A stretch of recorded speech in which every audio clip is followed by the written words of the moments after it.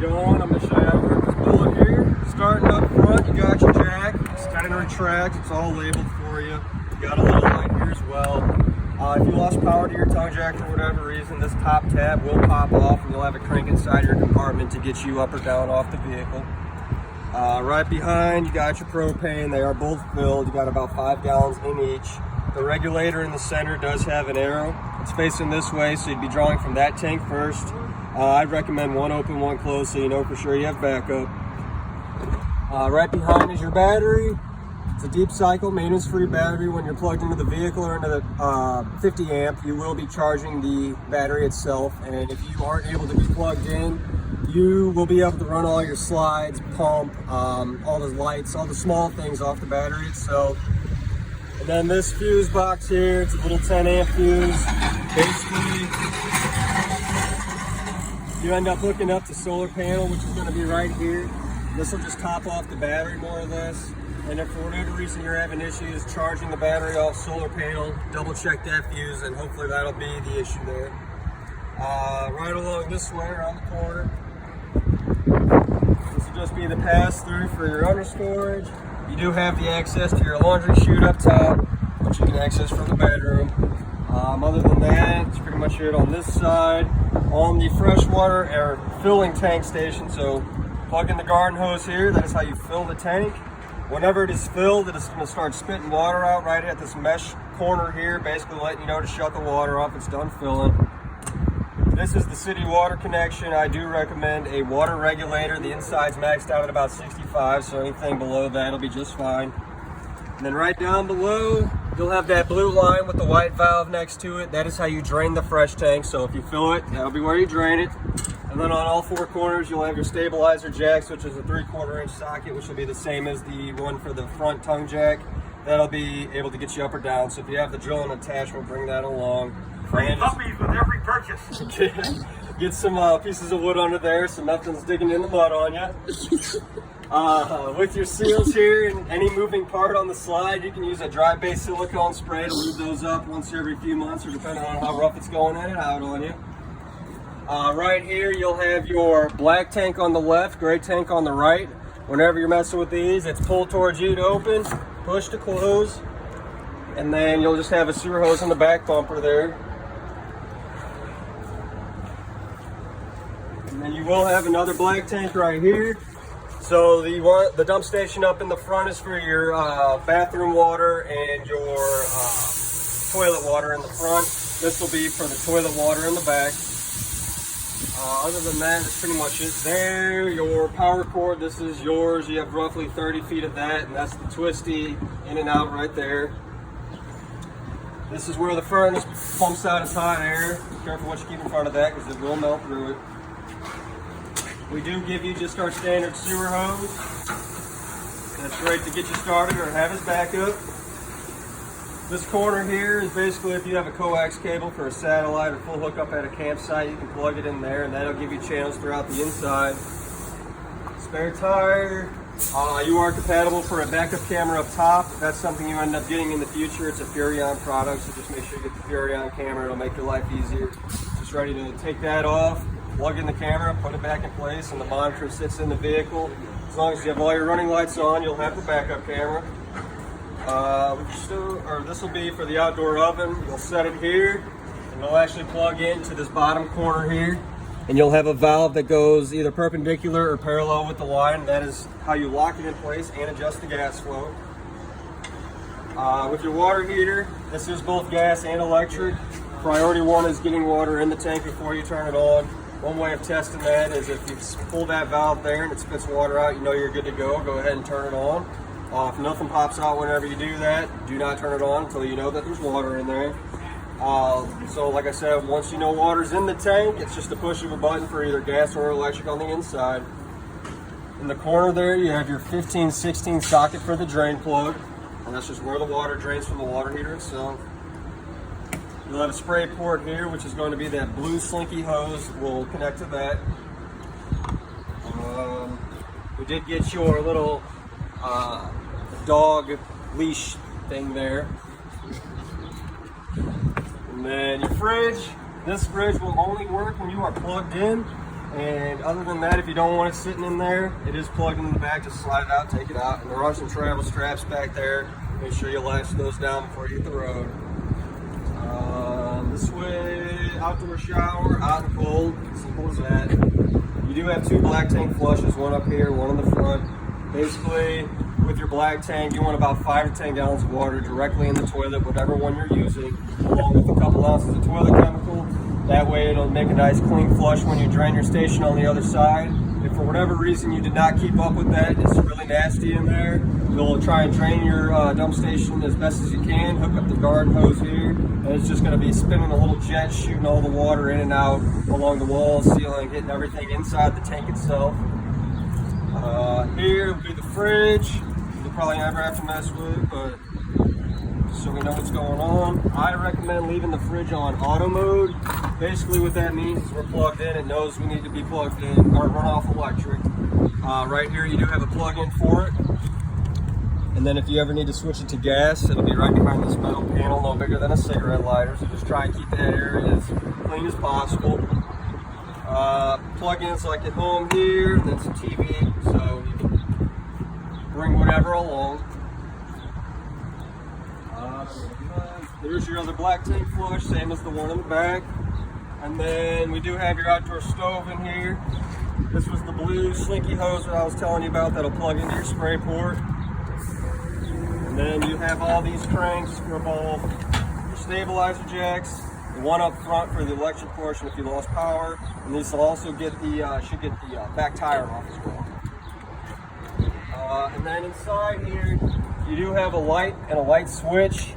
The light itself will be controlled from the center of the light, and then that black switch controls the LED strip up on your front cap. Last but not least, outside more or less would be the awning. If you are not sitting underneath the awning, just go ahead and roll it in. It just takes that one back just a little bit. Pay attention. There goes your awning. You do have some arms though on there, so basically, when this is extended,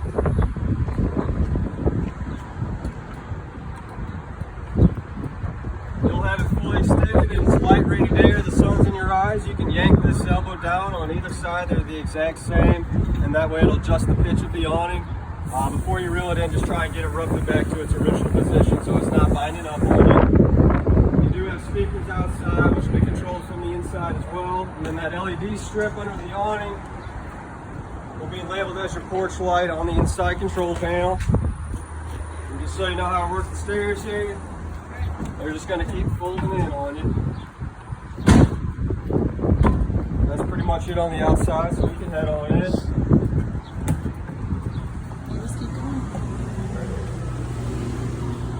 So right at the door will be the control panel. Starting at the top, all these buttons will give you the reading of how filled your tanks or battery are.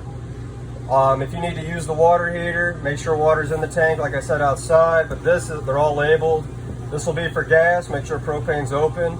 If you're plugged in, I'd use electric just to make sure that you're saving gas. And if you filled the tank in order to pressurize all your lines, you'll use the water pump. If you tried to light it on gas on the water heater and it lit up here where it says fault, basically it's letting you know that it did not light on gas, so just see what's going on out there. Extend and retract for the awning there, glide in and out for the kitchen slide, and then, or I'm sorry, the dinette slide, kitchen slide here.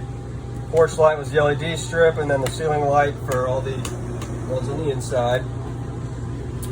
Right above us on the ceiling will be your smoke detector, which is a 9-volt battery. Right behind your door here, you'll have your thermostat. Cycling through the modes is just tapping mode, so you get where you want. Once you get to the fan screen, you can adjust high, low, or auto. I would leave it on auto. It'll stop making noise on you. But if you're reading 13 degrees, it's not it. Just double tap the arrows and it'll bring it back to normal. Down below is your carbon monoxide and gas detector. Or actually, I'm sorry, that's just the gas detector. With your shower, definitely make sure that this is closed and latched before you hit the road. And actually up in the shower, you do have a fan and a vent that you have to actually turn on itself from the fixture. You do have a light switch for in the bathroom. GFI by the sink, if any outlets pop, you know where to go. And before you hit the road, definitely make sure that your door is all the way open and snapped. Foot pedal to flush. And then on your wall back here, that is the carbon monoxide detector, which is another 9-volt battery. TV hookups on the ceiling. You do have outlets on both sides of the bed on the very back corner. Right inside, just a little storage. And then this will be where the laundry chute is. Emergency exit here, lift the arm up, pull straight, push out. That goes as far as you can go with it. The screen pops out and hop out to safety if you need to. Out in the living room.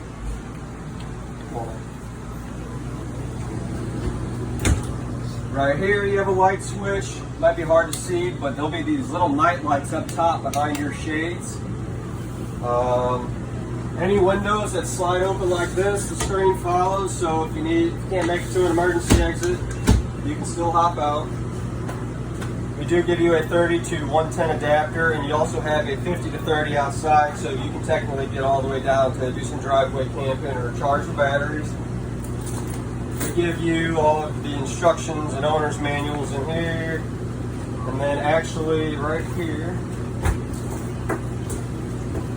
So for whatever reason, your slides do not come in or out with the button, there is a manual override. You'll have to pry these off on either side, and up behind here there's going to be a little motor. You'll plug in that square head there, and that'll be able to get you in or out. It's going to take quite some time, but it can get done. That way you're not stuck. This is the parts catalog. If we don't have it, we can get it for you. And then this is just a preventative maintenance sheet. This is yours. A lot of stuff on here I've kind of already touched base on, but mud diver screens are pretty common on the furnace and water heater. Water hose, since this is a brand new unit, if you want drinkable water at the sink, get a water regulator for the spigot.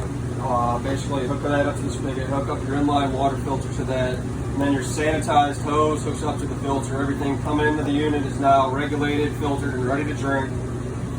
You can get a more heavy-duty sewer hose that'll last a little longer. Definitely get some toilet chemical, that way before any trip and someone needs to go to the bathroom, 5 or 10 gallons of water down the toilet, a couple ounces of chemical, and that way you're good to go. Use RV Marine Safe toilet paper.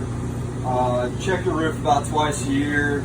We use Dicor if you need to seal anything up there. So before and after the summer season, as long as you're good up there, you don't need that. Surge protector.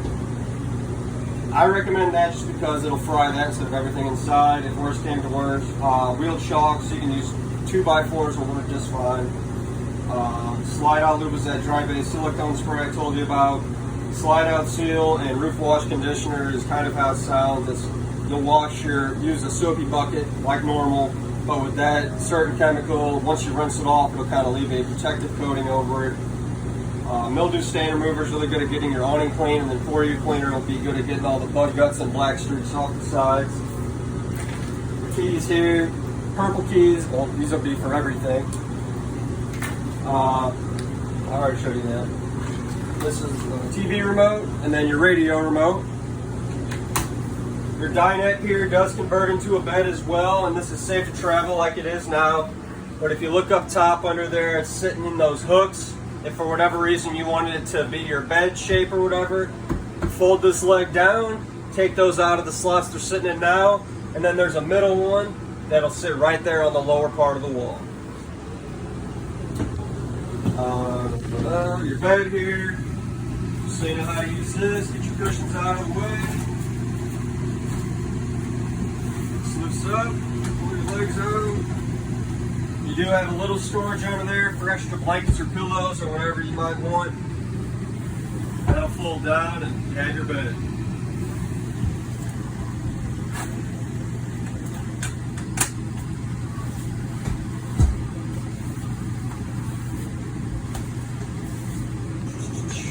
Right here, be all the breakers and fuses. They are all roughly labeled for you. Lots of 15s, definitely get a handful of those. They're just basic automotive fuses, that way you have some backup. Let's see, right back in here, On this wall, you do have some more TV hookups up on top. If you ever need to mount a TV, just make sure you find the backer back there. It's just not as hollow. If you're plugged into 50 amp, you can run both ACs at the same time, but since we're plugged into 30, we only have one going. You will have to pick and choose. Outlets on both upper and lower part of the bunk. You do have an emergency exit on the lower portion, and underneath here, it's actually going to be a little pain to get to, but underneath this board is how you get to the water here. Let me see if I can get it.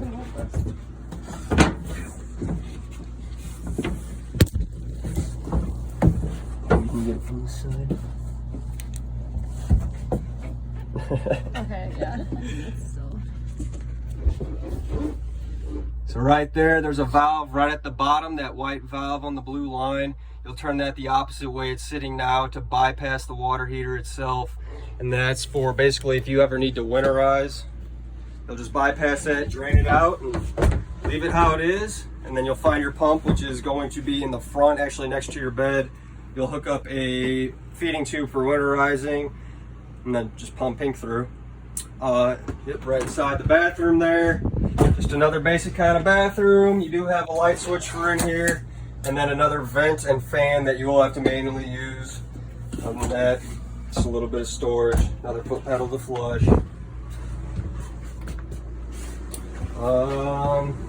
This light switch down below will be for up in here, that LED strip inside the cabinet. Your TV is on a swing arm mount, so you will have travel straps on there before this heads out on the road. So I would definitely make sure to do that before any time you hit the road. Your radio has the 2 zones, 1 and 2. 1 is inside, 2 is out. This is also a DVD player. You will just have to find the input once you are trying to watch a movie. With your fridge, right now this is off because both buttons are pushed out. When I push them both in, it'll kind of sense what it needs to do. So I recommend leaving both of them pushed in so it's on auto mode. It's letting us know that it's doing that now. Basically, if this lit up orange and stayed lit, it's just letting you know that it tried to light on gas but couldn't. So double check that. Basic microwave, lights all around.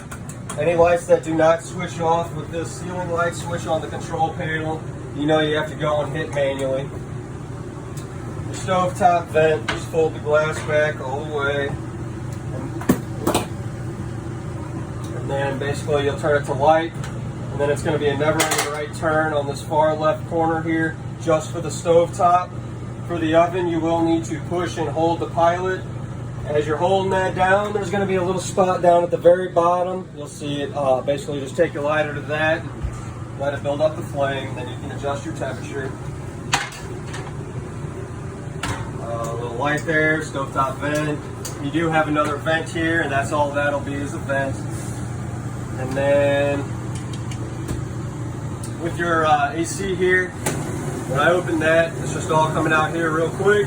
When I close it up, it's now going through all the vents. This is just a mesh filter sitting inside, so you can wash that out in the sink.